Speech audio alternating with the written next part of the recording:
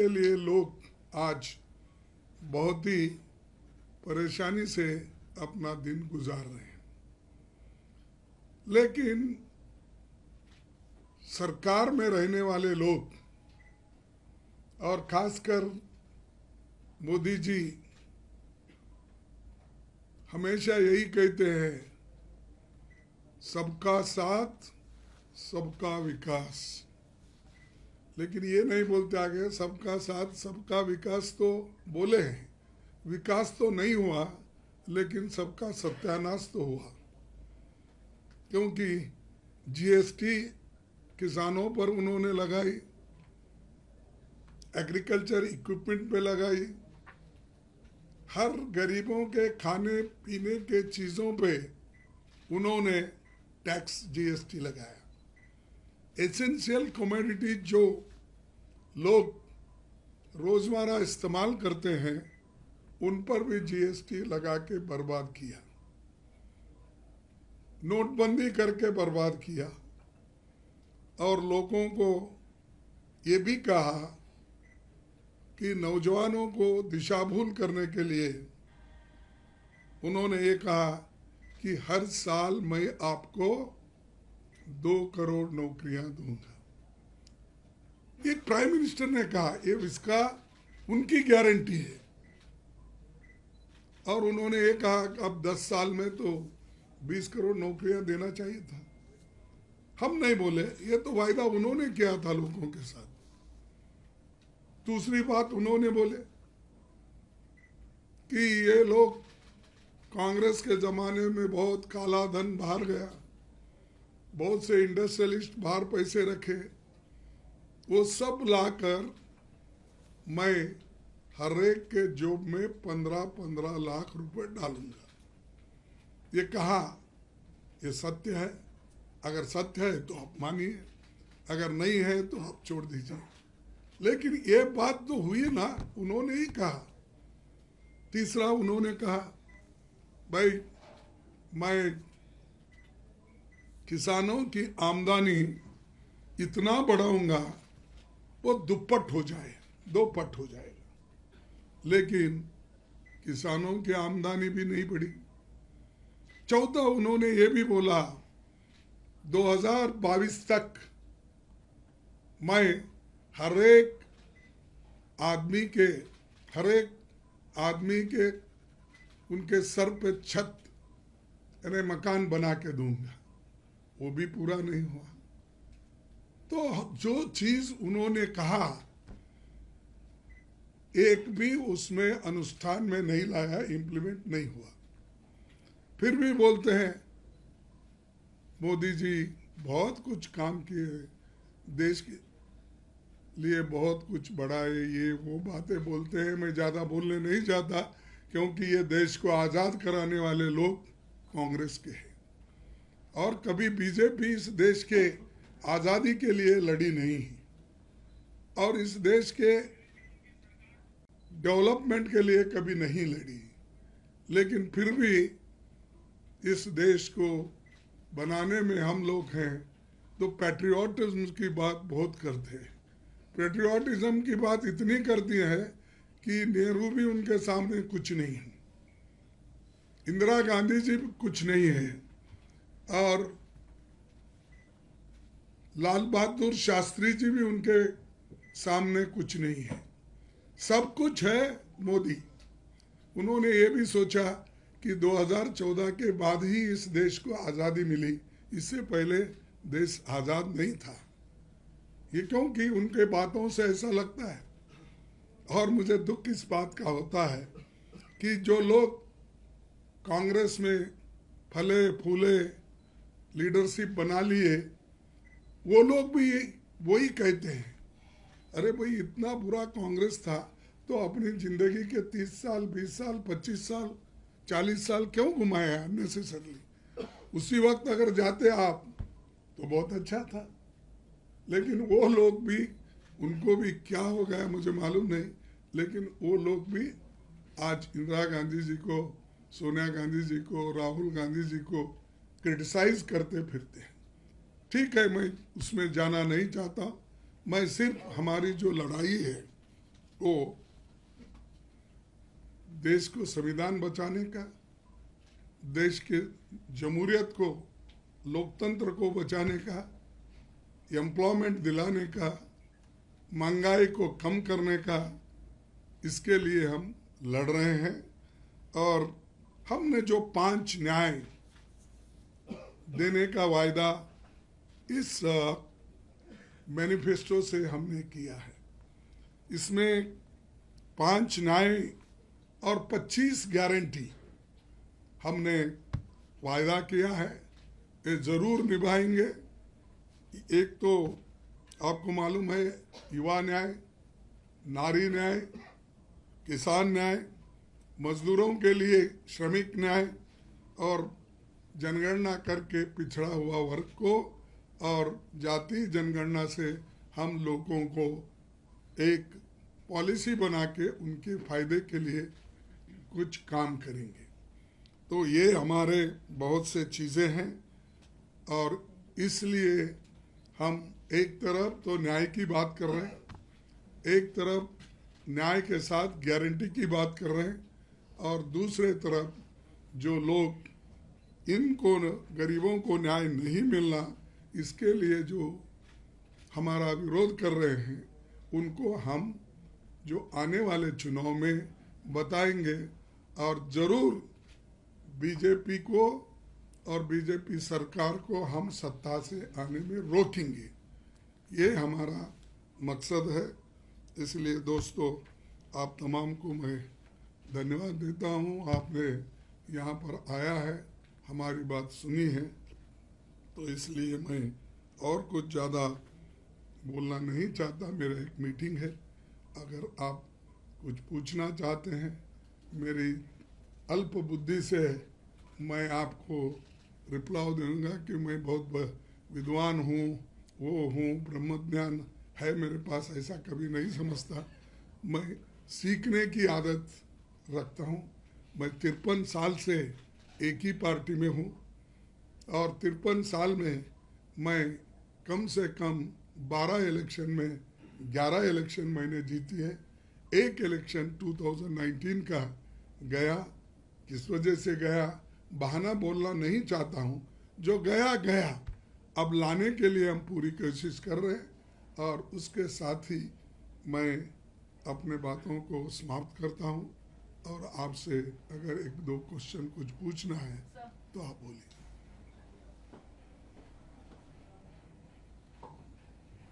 I'm Afrida from India Today. My question to you is, since yesterday there is a controversy going on after your statement regarding to PM Modi to read the Congress manifesto. Assam CM has offered you to join BJP. So what is your reaction to it? I have spoken to Modi, not your CM, because I am a leader of opposition in Rajya Sabha. I was also in Lok Sabha. So I have little bit competency in parliamentary affairs. So who is my opponent in parliament? Rajya Sabha? Yeah. Tell me. Modi. So I will speak to Modi why he bothers about it. Let him face our people here. Then speak about me. होगा? Hello, hi sir, this है sir, मेरा नाम याकूत अली है, मैं दैनिक भास्कर के लिए काम करता हूँ। मेरा सवाल आपसे इलेक्टोरल बॉन्ड से जुड़ा है। अभी हम नॉर्थ ईस्ट में मौजूद हैं, हालांकि यहाँ पे बीफ एक मुद्दा नहीं है, लेकिन भारतीय जनता पार्टी हम देखते हैं हिंदी बेल्ट में किस तरीके से बीफ को लेकर राजनीति करती है और उसके बावजूद भी बीफ एक्सपोर्ट कंपनी से चंदा लेती है इलेक्टोरल बॉन्ड के माध्यम से। फिर भी इलेक्टोरल बॉन्ड का मुद्दा कांग्रेस पार्टी इतना क्यों नहीं बढ़ा पा रही है? इलेक्टोरल मुद्दा,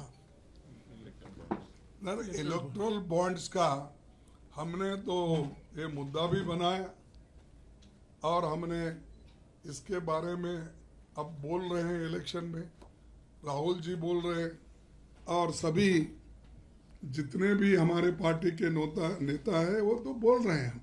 हम तो ये बात रख रहे हैं ना, आप लेवल प्लेइंग ग्राउंड नहीं दे रहे हैं। अपने को जो चंदा देता है उसको धंधा भी दे रहे हैं, आप कॉन्ट्रैक्ट दे रहे हैं, उनको बुला के डरा रहे हो उनको, और उनसे चंदा मांग रहे। और जो कंपनियां लॉस में है, जो कंपनियां अगर 2,000 रुपये प्रॉफिट करती है तो वो 500 रुपये चंदा देती है। दो कंपनी कुछ भी उसका जीरो प्रॉफिट है, वो भी उनको 100 करोड़ 50 करोड़ देती है। ये मुद्दा हम उठाए, इसीलिए हम कह रहे हैं कि ये लूट है। एक इलेक्ट्रल बॉन्ड के नाम से ट्रांसपेरेंसी रहेगी, समझकर आपने जो बोला है वो तो एक लूट है। एक तरह से बुला बुला के आप उनको चंदा पूछ रहे हो, डरा रहे हो। अगर कोई चंदा नहीं देता उसको पिछले के आंकड़े दिखाकर ये देखो आपने ऐसा किया वैसा किया, अगर नहीं देंगे आप अंदर डालेंगे। ऐसा ही करके उन्होंने एमएलएस को किया। 444 एमएलएस बीजेपी में गए। वो तृणमूल के हो सकते हैं, कांग्रेस के हो सकते हैं, बीआरएस के हो सकते हैं, अलग अलग पार्टियों के लोगों को अब तक उन्होंने 444 लोगों को लिया है। क्या वो सब पवित्र है, सब हरिश्चंद्र है? लोगों को बोलते हैं आप भ्रष्ट, लोगों को मैं जेल में डालूंगा। अरे उनको तो भ्रष्ट लोगों को तो आप अपने गोद में बिठा रहे, और हमारे पास जिसको भ्रष्ट बोल रहे हैं आप, उनको लेकर आप राज्यसभा मेंबर बना रहे। हमारे चीफ मिनिस्टर को लेकर अपने राज्यसभा मेंबर बना के भेज रहे। कोई एमएलए को लेके मिनिस्टर बना रहे, और तोड़ फोड़ करके अब जो महाराष्ट्र में बना चीफ मिनिस्टर, वो क्या इनके पार्टी का था, बीजेपी का, उसको चीफ मिनिस्टर बनाया। तो ऐसे बहुत है। और वो लोग बहुत बड़े इससे बात करते हैं कि हमने ट्रांसपेरेंसी के लिए ये इलेक्शन बॉन्ड निकाला, और ये भी वो बोल रहे हैं कि देखिए ये जो इलेक्ट्रल बॉन्ड चले जाएगा तो पछताएंगे आप। दूसरों को भी वार्निंग कर रहे हैं। तो हम क्या बोलते हैं, भाई इलेक्शन में लेवल प्लेइंग ग्राउंड दो, आप भी खेलो हम भी खेलेंगे इलेक्शन। लेकिन हमको क्रिकेट खेलने के लिए आप कहते हो, या हॉकी खेलने के लिए कहते हो, फुटबॉल खेलने के लिए कहते हो, लेकिन हर जगह गड्ढे मार के हमको खिलाते हो। तुम्हारे वक्त पूरा वो भर्ती करके लेवलिंग करके साफ करके तुम खेलते हो।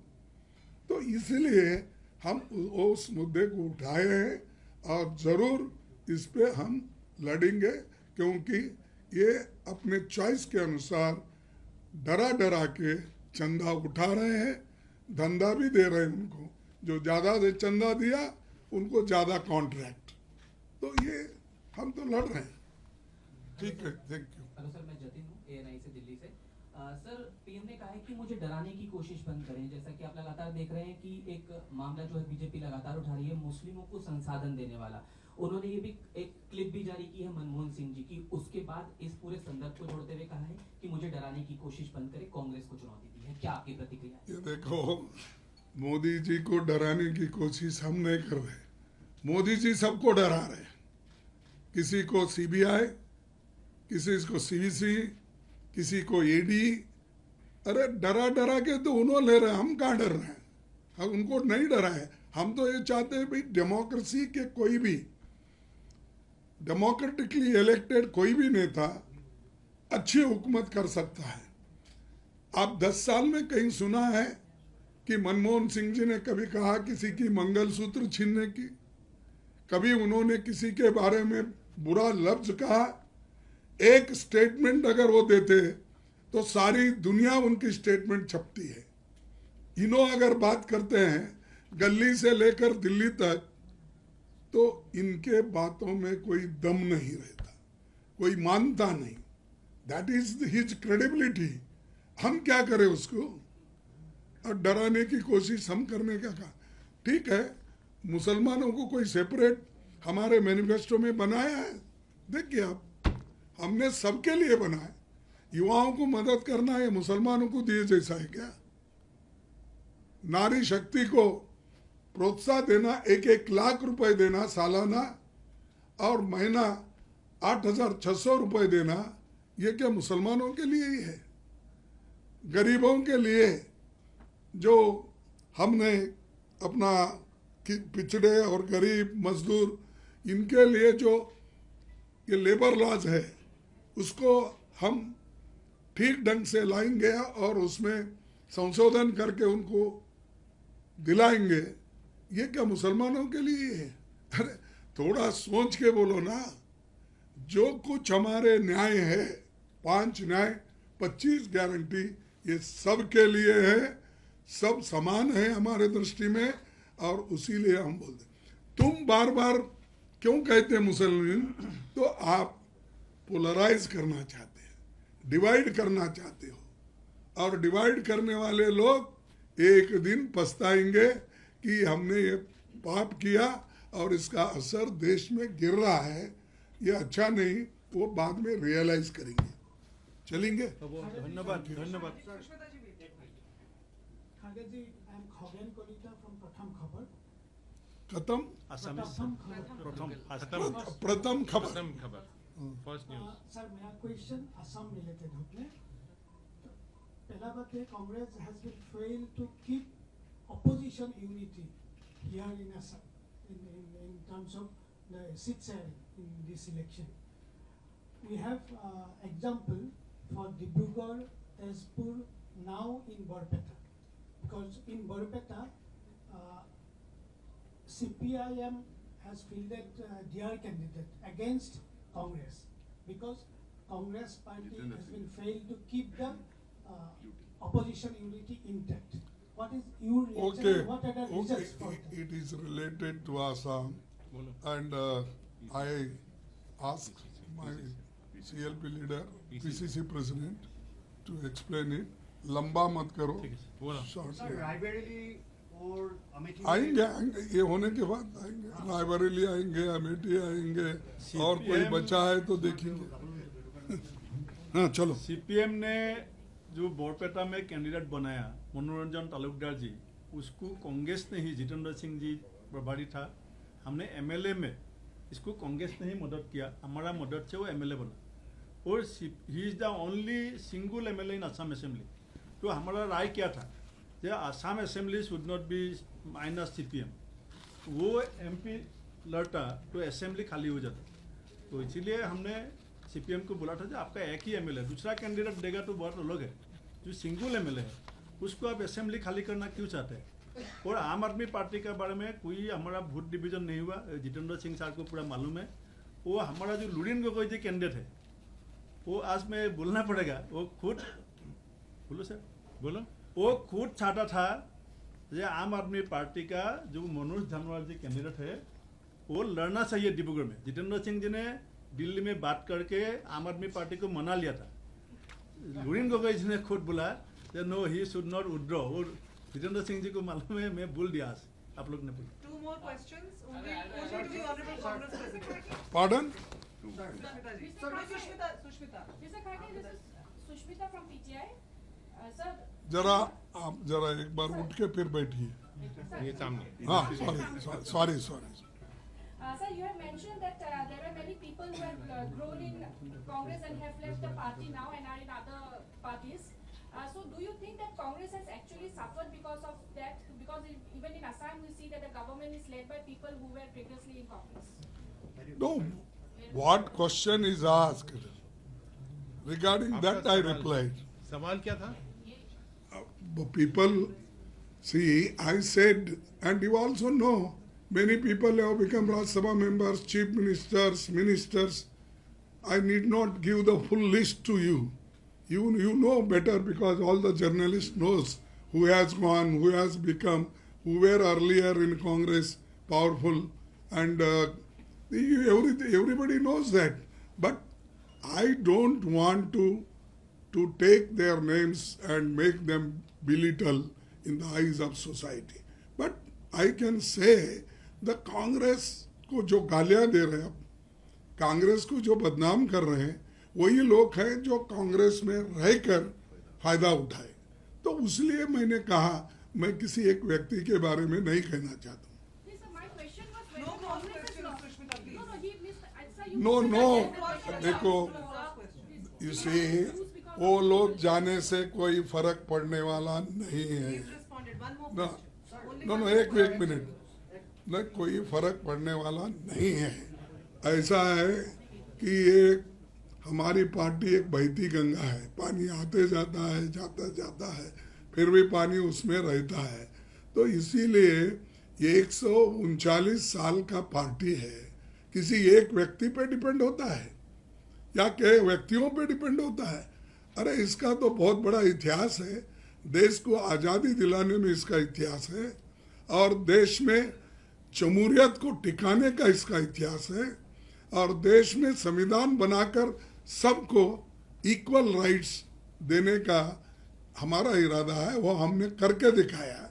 अब तक जो डेमोक्रेसी टिकी है वो कांग्रेस की वजह से पंडित जवाहरलाल नेहरू से लेकर अब तक। I'm Ratndeep from NDTV. BJP is always, campaigning that Rahul Gandhi ji will now move his contested Wayanad. अब वो एक बार अमेठी से वायनाड गए, वायनाड से फिर अमेठी आएंगे. They're saying that they're changing constituencies. Raebareli contest नहीं करना चाहते. इस टाइप के जो campaigns हैं, इसको आप कैसे? What would be your reaction? Number 2 is that one of your Congress leaders has openly protested for no Muslim candidates in Maharashtra. What is your reaction? No that is wrong. No मुस्लिम बोलने का नहीं है। वहाँ पर 3 party के आघाड़ी है, तो 3 पार्टियों में से जो जगह हमको मिले जहाँ पर वो जीत सकते थे वहाँ पर वो तीनों पार्टियां मिलके डिसीजन लिए। तो उसमें किसी को हम डिनाई किए, किसी को अलग। अब उनको कंपेंसेट, राज्यसभा है, दूसरे है, अब बहुत से एमएलए सीट भी आने वाले हैं, उसमें वो करेंगे। हम कोई दिक्कत हमारी नहीं है। वो एक आधा मिसअंडरस्टैंडिंग होता है, वो बहुत ही अच्छा वर्कर भी है, लड़ने वाला है, मुझे मालूम है। जिसकी बात आप कर रहे हैं वो उसको आगे हम देखा जाएगा, क्योंकि उसको भी लोग पूछते हैं कि तुमको क्यों नहीं मिला। तो उसका हमने 3 पार्टियां मिलके जब आघाड़ी बनाते हैं तो वो देखकर ही कैंडिडेट को भी सेटल करना पड़ता है। हो सकता है नेक्स्ट उनको देखा जाएगा उनके बारे में। एक No cross question. हाँ So one question. ठीक है, वही क्वेश्चन मैं बोलूँगा। देखो वायनाड में वहाँ पर की लोगों की डिमांड थी, लोग पूछे, वो गए। जनता कहाँ पूछती है वहाँ लीडर जाते रहता है। अब एक बार कितने बार वाजपेयी साहब बदले कॉन्स्टिट्यूंसी मालूम है? कितने बार आडवाणी साहब ने बदले मालूम है? तो ये देखो दूसरों के तरफ भी उंगली करना, पहले तो तुम एक उंगली मैं आपके तरफ कर रहा हूँ लेकिन 4 उंगली मेरे तरफ है। तो पहले जो वो लोग ऐसी चीजें किए, हम यहाँ पर लोगों के डिमांड के वजह से वहाँ भेजे। अब आगे की बात है, थोड़े दिन ठहरो और रायबरेली और अमेठी में कौन से कैंडिडेट आएंगे, क्योंकि मेरे को तो साइन करके भेजना पड़ता ना। तो मैं देख के ही मैं आपको बोलूँगा ये कैंडिडेट हमारा है तो डाल रहे हैं। रायबरेली और अमेठी में क्या सोच रहे हैं आप लोग? ये तो दे दिया ना जवाब, दे दिया। किसका बोला? सर रॉबर्ट वाड्रा के बारे में कुछ जवाब दे दिए मैंने।